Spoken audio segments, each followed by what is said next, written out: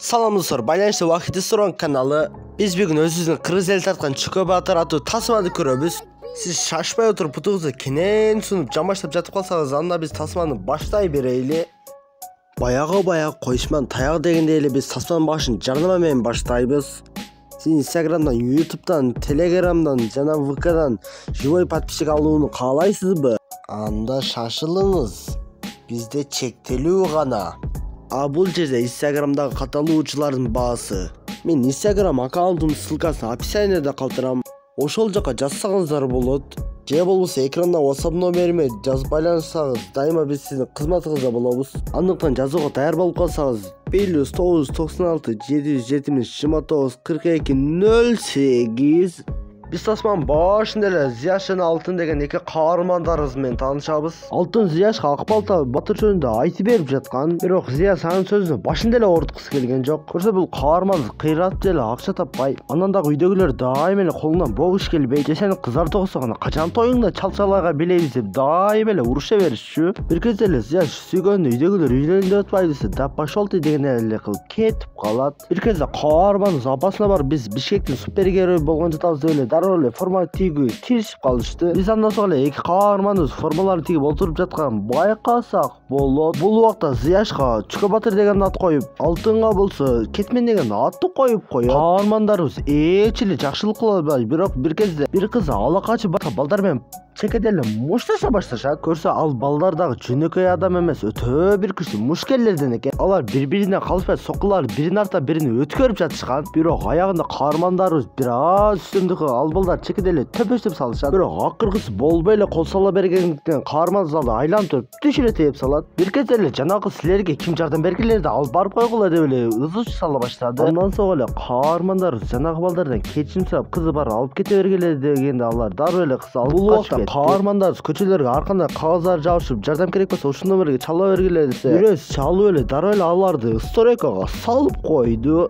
Бир кезде үйдүнө келип, кеңире башпы булдар соседтиге өткөрүп берипсиңер деп эле уруша баштады. Анда жинкиреген Кетмен өзү адамга жакшылык жакпайт деп эле деп жатканда ыргытылган Апалканы Чүкө Батыр айлантырып түшүрө тээп салат. Бул убакта каармандарыбыз Кыйшык деген адамга келет. Анда Кыйшык каармандарыбызга эртең саат 2-де жолугабыз дейт. Бул убакта саат 2 дагы болуп, Кыйшык супермаркеттин күзөтчүсүн дароо эле уктата чаап салат. Андан соң эле ал акчаларды берди эле дароо эле супермаркетте тоно баштаганда ал жерде каармандарыбыз пайда болот. Бул кылганың туура эмес, сен жакшы баласың деп жатканда эле Кыйшык экөөнү эки жакка чачып алчысын дароо эле качып кетет. Бул окуя сыналгыларга дагы чыгарып салышыптыр. Бул убакта Зияш Алтынга сен болсо элдерди коркутасың, а мен болсо элдерге болушуп согушабыз деп айтып жатканын байкасак болот. Бул убакта каармандарыбыз элдерди коркута турган жерге келип калышкан. Бир кез ал жерге пол жууган аял келсе, каармандарыбыз дароо эле жашынып калды. Каармандарыбыз дароо эле чыган эсе ал аял эшикти култап кетиптир. Уйкулардан ойгонгон каармандарыбыз дароо эле чыкса, ал жерде эки тартип сактоочу туруптур. Тартип сактоочулар минге коюп кубаласа, каармандарыбыз 2000 көтөрүп да качып кетип калышат. Эртеси күнү Кетмен бир таксинин муунасына отуруп эле аны дароо эле муунта баштайт.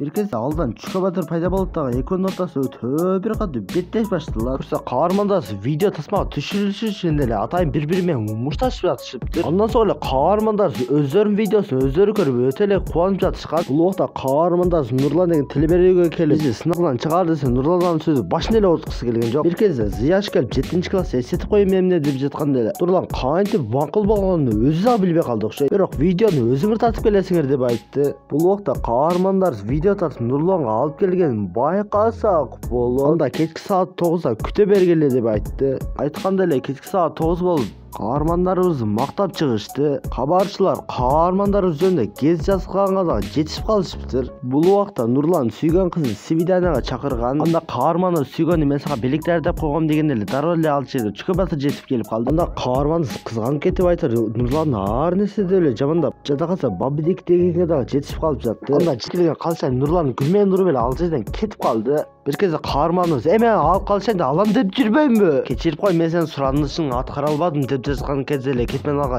сен эмне эле кылып жатасың, бул бизге жардам берген аракет кылып жатпайбы, сыналып чыгарган ушул болуп жатпайбы деп жаткан кезде эле Чүкө Батыр Кетменди бир соку менен сулай да чабат. Колкадардың такта дегенде Нурлан токтотуп калат. Бул убакта каарманыбыз канча дүйнөгө келип өйдөдөн ылдый кулап калат. Анда канча коркуп жатса, бул менен Зияш дегенде кайсы Зияш? Өл турусук, не болуп кийинип алгансың жаш балдарга окшоп деп эле шылдыңдай берди. Сен батараак кетип калдың. Болбосо үйдөгүлөр келип экөөбүз дагы энебизди окутат деди. Анда каарманыбыз башкарууга жок экенин түшүнөт дагы дароо эле үйдөн чыгып кеткенин байкасак болот. Бул убакта унаада жанжен коюп бара жаткан кыз байкабай эле каарманыбызды сүзүп алды. Каарманыбыз ал кыз атын сурап жадакса Гүлбергенге дагы жетишип калып жатты.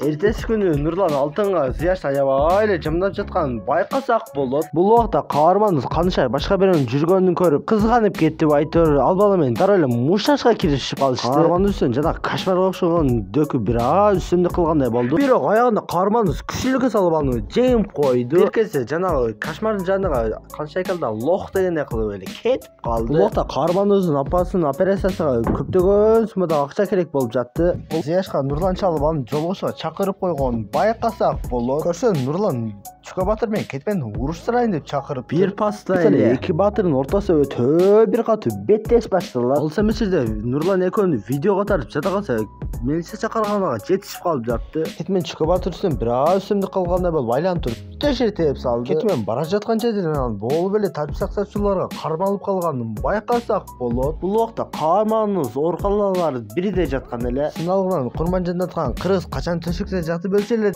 деген сөзүн үрүп бир аз жан киргендей болду. Каарманыбыз ооруканадан чыгып дароо эле милицияканага барды. Көрсө каарманыбыз алтын деген досун чыгарганы келген экен. Алардын айтым боюнча Зыяштын апасынын операциясына өтө көп суммада акча керек эле. Андай акча кыйшыкта бар эле. Себеби ал супермаркетти тоноп кеткен. Эми каармандарыбыз кыйшыктан барып ошол акчаны алып кеткенин жөнөп кетишти. Бул убакта каармандарыбыз кыйшыктын жашаган жериге дагы жетип келип калган. Дароо эле каармандарыбыз кыйшыкта адамдар менен чекеде мушташа башташты. Каармандар чындыгында эле өтө бир күчтүү мушкерлерден экен. Себеби эч бир келсе да алдач жетпей чекеде эле келтек жеп жатышты. Бул убакта Чүкө батырдын мурдун сындар тееп салды.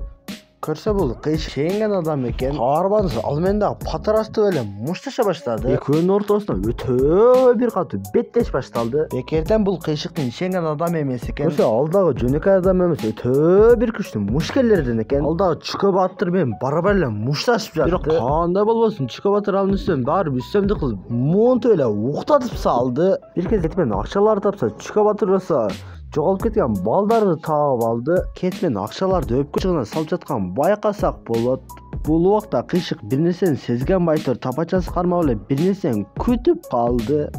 Бир кезде Кетмен кирип келсе ага кыйшык тапача такап калды. Анда Кетмен өч алайын дейди Байтор. Супермаркетте урган нерсетеги буга чейин башкалар кый болуп жүргөн кыйшыкты бир мушт менен нокаут түшүрөт. Ошентип каармандарыбыз кылмышкерлердин бетин ачты. Каарман супермаркетке акчаны кайтарып берейин десе, сооп иш кылып коеюн деди Байтор. Каарманыбыз акчалардын баарын берип салды. Бул убакта каарманыбыз менен таанышып калган кыз: "Мен азыр жанжен койсом баары бир бирөөнү сүзүп алам. Андан көрө көк жигирини коеюнчу" деп жатканда эле дагы бир жолу каарманды сүзүп алды. Жана Анжеликага окшосон татынакай кыз кечирим сураса, "Кечирбей, мени менен бир жака барып тамактанып келсең, анан кечирем" деп айтып жатканын байкасак болот.